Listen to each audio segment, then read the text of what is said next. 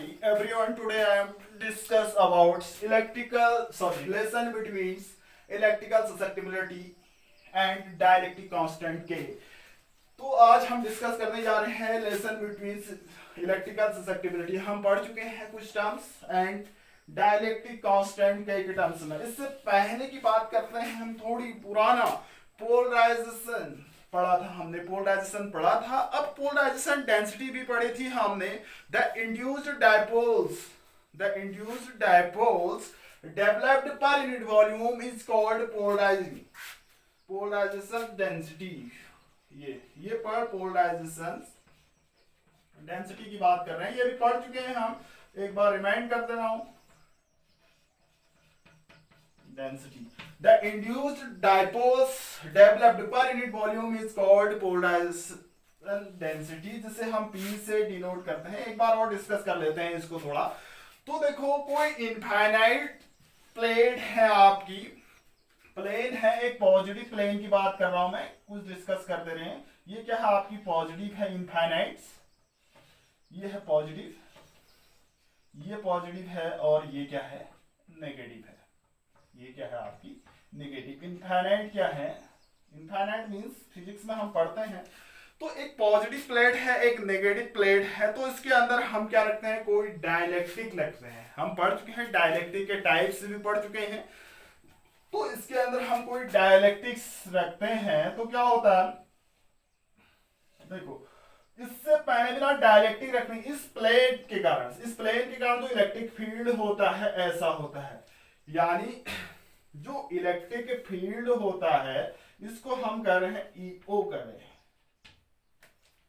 Means इस positive और इस नेगेटिव के अगर हमने इसके अंदर डायलेक्ट्रिक रखा तो क्या होते हैं? ये डायलेक्ट्रिक मॉलिक्यूल से मिलकर बना होता है कुछ इस टाइप से. हम पहले भी डिस्कस कर चुके हैं. ये माइनस प्लस, और ये माइनस प्लस, और ये माइनस प्लस. इस टाइप से क्या होंगे? मॉलिक्यूल्स होंगे इसके. Minus plus, minus plus, minus plus, minus plus.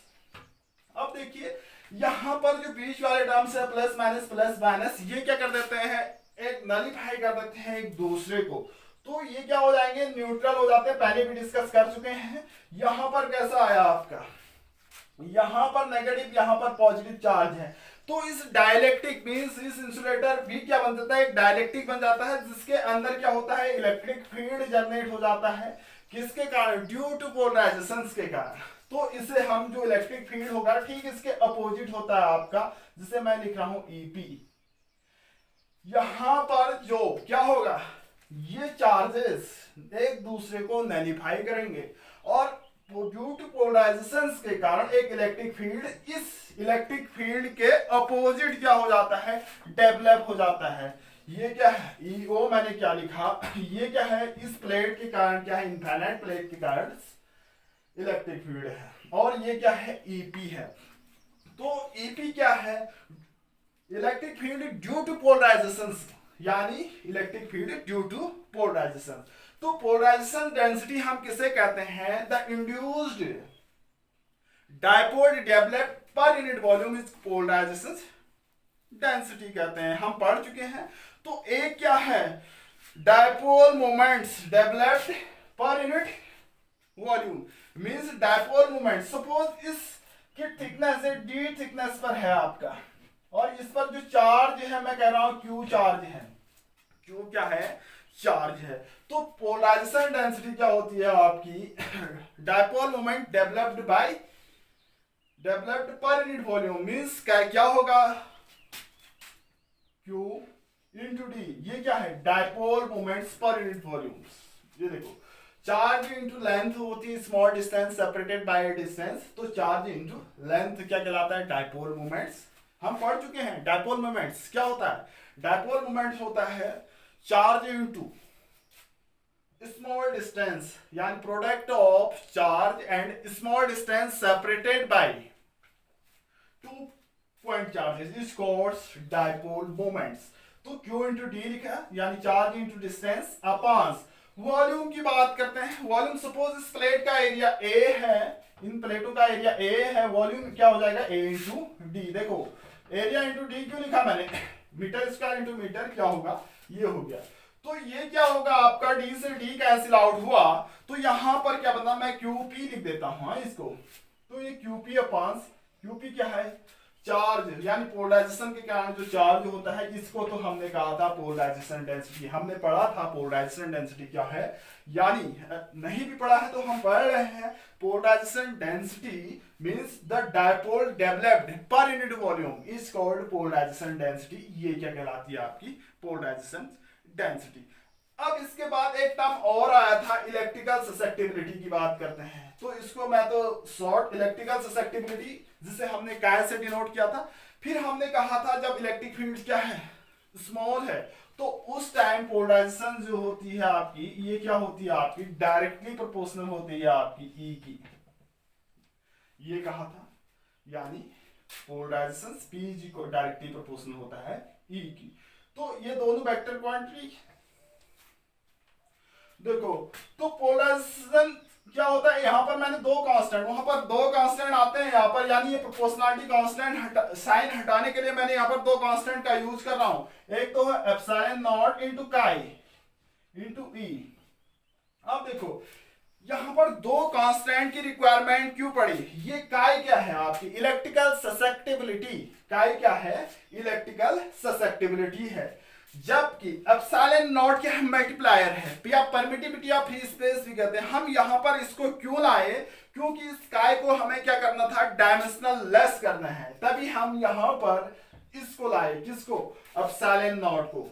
एक बार और फिर देखिए, यहां पर हमने कहा जो पोलराइजेशन है इलेक्ट्रिक फील्ड के डायरेक्टली प्रोपोर्शनल होता है।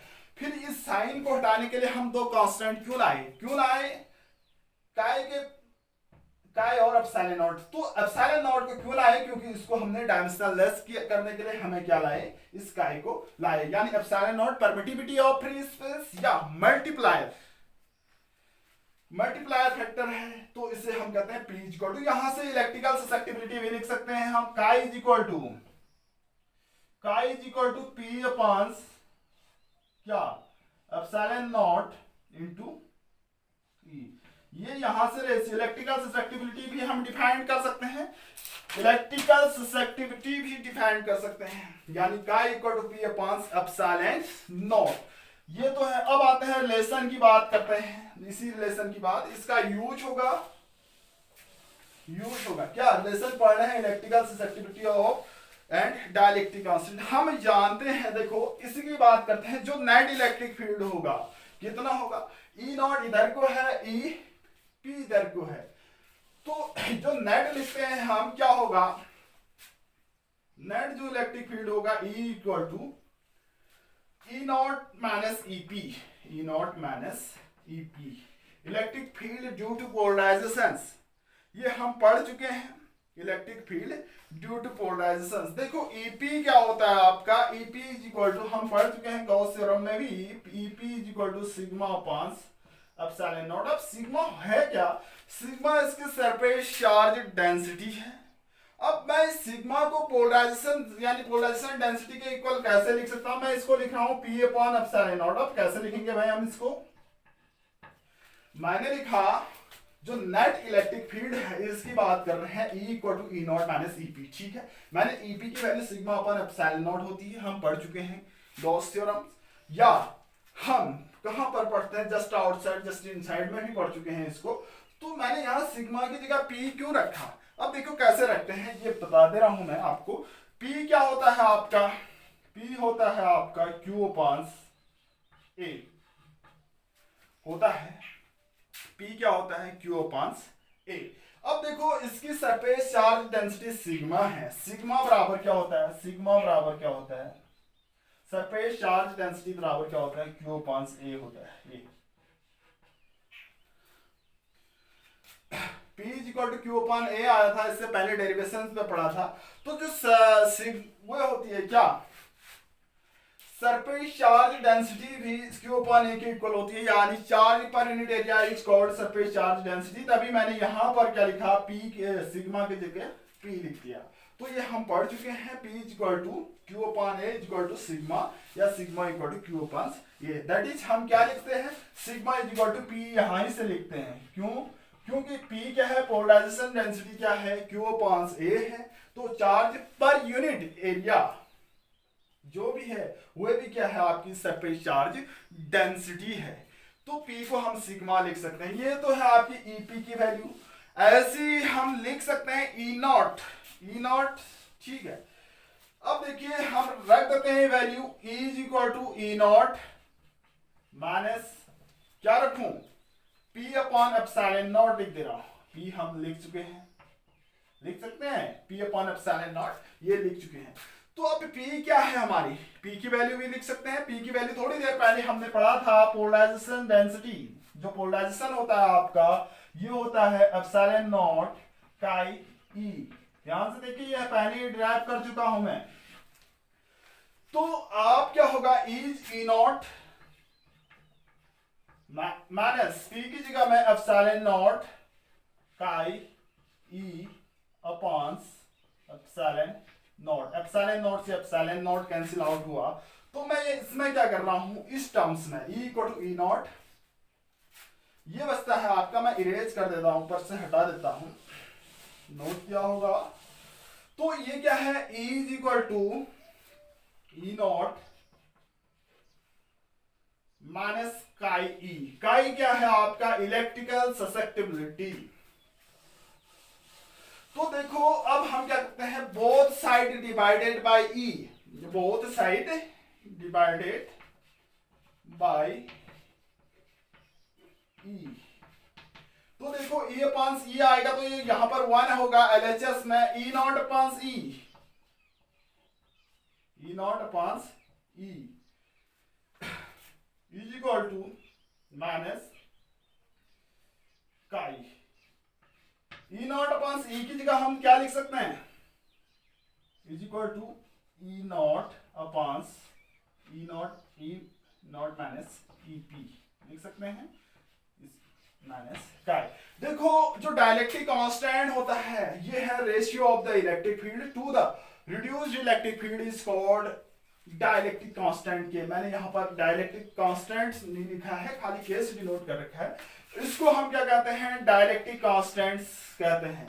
यानी डाइलेक्ट्रिक कांस्टेंट हम पहले भी पढ़ सकते हैं। डाइलेक्ट्रिक कांस्टेंट क्या होता है, ratio of the electric field to the reduced electric field, यानी रिड्यूस इतना कम हो रहा है, ये इलेक्ट्रिक फील्ड है EP, रिड्यूस्ड है E naught minus EP is called dielectric constant. तो ये क्या हो जाएगा, 1 इज इक्वल टू, इसकी जगह मैं K लिख दे रहा हूं माइनस काई। तो अब देखो यहां पर क्या होगा, 1 इज इक्वल टू K, मैं लिख रहा हूं, इसको इधर ला रहा हूं, काई को 1 plus chi is equal to K। ये क्या है, relation between dielectric constants and electrical susceptibility. तो यहां पर एक टर्म आया था हमारा, क्या, ये डाइलेक्ट्रिक कांस्टेंट क्या होता है, ratio of the electric field to the reduced electric field is called dielectric constant. ये क्या है, relation between electrical susceptibility and dielectric constants. यहां पर where chi is equal to electrical susceptibility, K is equal to dielectric constant. Dielectric constant क्या होता है, the ratio of the electric field to the reduced electric field is called dielectric constant. ये तो होता है, पूरा होता है आपका relation between electrical susceptibility and dielectric constant. 1 plus chi is equal to K, बहुत ज्यादा इंपॉर्टेंट है। नेक्स्ट वीडियो में हम पढ़ेंगे कैपेसिटेंस।